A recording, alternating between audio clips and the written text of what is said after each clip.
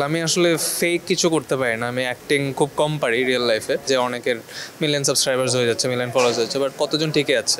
অনেকবারই বসছি নতুন ভিডিও করার জন্য, বাট বসে যখন দেখছি যে আগের মতো মজা হচ্ছে না, তখন আর করি না। Very excited. সুজুকি আমি শুরু থেকেই, আমি প্রথম বাইক আমার সুজুকি ছিল, সুজুকি এখন 250cc নিয়ে আসছে। So I am very excited to see যে আসলে কি মডেল আসছে। আপনার কন্টেন্টে দেখা যায় খুব সিম্পল জিনিসগুলোই আপনি খুব সুন্দর করে ফুটিয়ে তোলেন। এই যে সিম্পলিসিটি, এই যে থটটা, এটা কিভাবে আসে? হুট করেই চলে আসে নাকি একটু ভেবে চিন্তেই করা হয়? আমি আসলে কন্টেন্ট ক্রিয়েশনের ক্ষেত্রে অনেক অলস। সো যখন চিন্তা করলাম যে অলস কন্টেন্ট ক্রিয়েট করা হয় না অনেক দিন ধরে, তখন ভাবলাম এই অলসতাটাকে কীভাবে কাজে লাগানো যায়। সো অলসতাটাকে কাজে লাগানোর জন্য আসলে সিম্পলিসিটিটাকে উঠায় নিয়ে আসছি।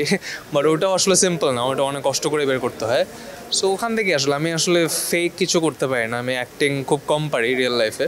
সো এই জন্য আমি ট্রাই করি আমার রিয়েল লাইফটাই তুলে ধরার, মানুষ ওটাই পছন্দ করে। আমরা শুরু থেকে আপনাদেরকে দেখছি, ঢাকা গাইজকে দেখছি, তো এখন যারা আসছে তাদেরকে আপনি কি সাজেশন দেন? আমি কোনো সাজেশন দিই না, বিকজ ওরা অনেক ভালো করছে, ওদের দেখে আমি শিখছি। সাজেশন ওদেরকে কিছুই দেওয়ার নেই, বাট আমার জাস্ট একটা অ্যাডভাইস, সেটা হচ্ছে যে কোয়ালিটি ওভার কোয়ান্টিটি। আমরা কোয়ান্টিটি, আমরা সবসময় নাম্বারসের উপর ফোকাস করি, যে আমার ভিউজ কম হচ্ছে কেন, আমার ফলোয়ার কমে গেল কেন।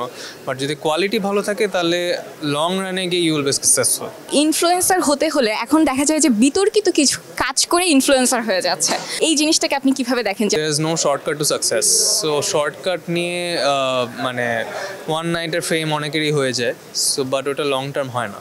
সো অনেকেই আমরা দেখেছি লাস্ট 10-12 বছরে প্রতিদিনই দেখা যায় অনেকের মিলিয়ন সাবস্ক্রাইবার্স হয়ে যাচ্ছে, মিলিয়ন ফলোয়ার্স হচ্ছে, বাট কতজন টিকে আছে।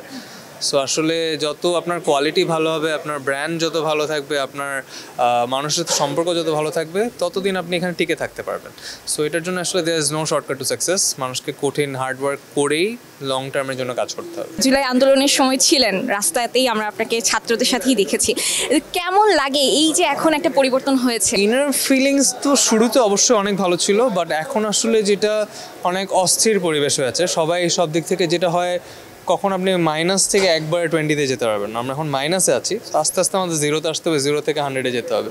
সো ওই টাইমটা দিতে মনে হয় কেউ রাজি না।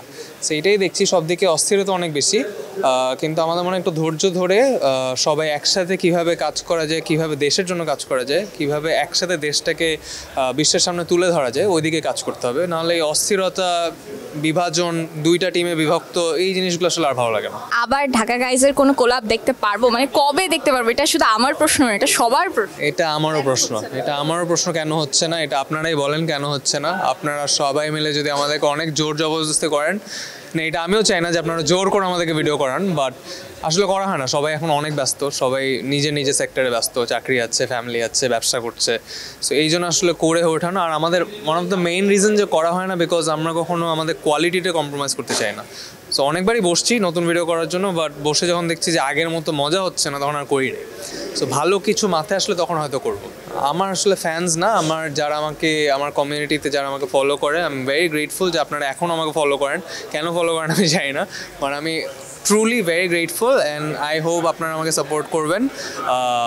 আপনাদের সাথেই আমরা একই টাইপের কন্টেন্ট, আমার লাইফস্টাইল আপনাদেরকে দেখাবো, আপনাদের যা পছন্দ, আপনাদের ফিডব্যাক নিয়ে আমি ওভাবে করে আরও আগে যাওয়ার চেষ্টা করবো। Thank you.